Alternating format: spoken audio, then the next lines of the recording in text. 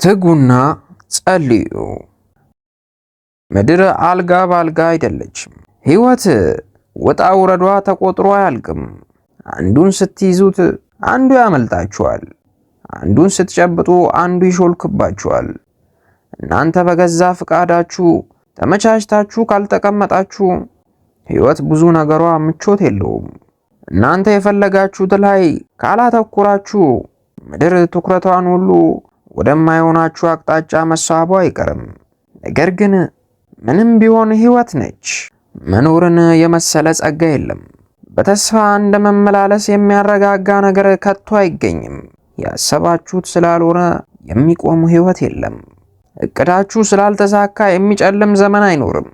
ምንም ቢፈጠርባችሁ፣ ምንም ብታጡ፣ ምንም ቢጎድልባችሁ ፈጽሞ ራሳችሁን ለመጉዳት እንዳትሞክሩ። ፈጽሞ በገዛ ራሳችሁ ላይ ጨካኝ እንዳትሆኑ። የሆነባችሁን ማስተካከል ባትችሉ እንኳን ለሆነባችሁ የማትሰጡትን ምላሽ ማስተካከል ትችላላችሁ። አንዴ የደረሰባችሁን ነገር እንዳይደርስ ማድረግ ባትችሉ እንኳን ለበጎ እንደሆነላችሁ ፈጣሪን መማፀን ትችላላችሁ። ፈጥኖ እጅ መስጠትን አትልመዱ። በቀላሉ ለመሰበር አትቸኩሉ። በትንሽ ነገር ሆዳ ይባሳችሁ። በእያንዳንዱ የሕይወታችሁ ክፍል ፈጣሪ ጣልቃ እንዲገባ ተግታችሁ ጸልዩ። አዎ ተግታችሁ ጸልዩ። ከልባችሁ ለምኑት። የእውነት ዝቅ ብላችሁ በእግሩ ስር ወድቃችሁ ለምኑት፣ ተማጸኑት። ከፈጣሪ ጋር ያላችሁን ግንኙነት ጠበቅ ለማድረግ አክራሪ ሃይማኖተኛ ወይም በየቀኑ የምታገለግሉት መሆን ላይኖርባችሁ ይችላል።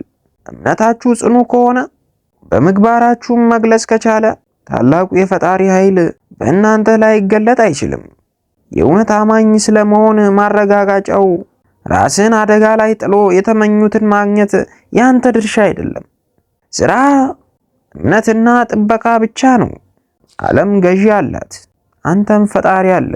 ባለህበት ጽና። የያዝከውን በልብ አጥብቀህ ያዝ። በትንሽ በትልቁ አትደናገጥ። በእርግጥ ሁሉም አልፏል።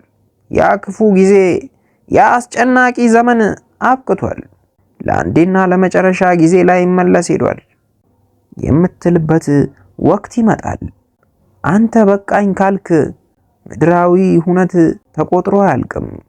አንተ መቁጠር ካላቆምክ የዓለም ኮተት ቢቆጠር ማብቂያ የለውም። ልበደንዳኖች ለጽድቅም ሆነ ለርኅራኄም የቀናሽ ነፍስ የላቸውም። በክፋት የታወሩ ምግባር የሸሻቸው ዓለም የገዛቻቸው ሰዎች ትሑት ልቦና የላቸውምና በምድር ብኩን ሰዎች አትሁን። በምድር ኮተት እንደከሰሩ ዓለም እንዳሰመጠቻቸው እንደነዚህ ብኩን ሰዎች አትሁን። ከቻልክ እነርሱንም የሰላሙን መንገድ ጠቁማቸው። ካልቻልክ ግን በቅድሚያ ራስህን አድን። መንፈሳዊነትህን አጠንክር። በየዕለቱ ከፈጣሪ ጋር ራስህን አስገዛለት።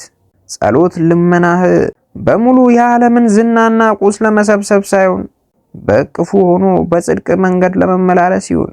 ተማጽኖክ በሙሉ ከሰው በላይ ሆኖ ለመታየት ሳይሆን በመንፈስ ነቅቶ በምግባር በቅቶ ትርፋማ ሕይወት ለመኖር ይሁን። አድማጮቼ ለሌሎች ወንድሞቻችሁ እንዲደርስ ላይክ በማድረግ ሰብስክራይብም በማድረግ ቤተሰብ ይሁኑ። እወዳችኋለሁ።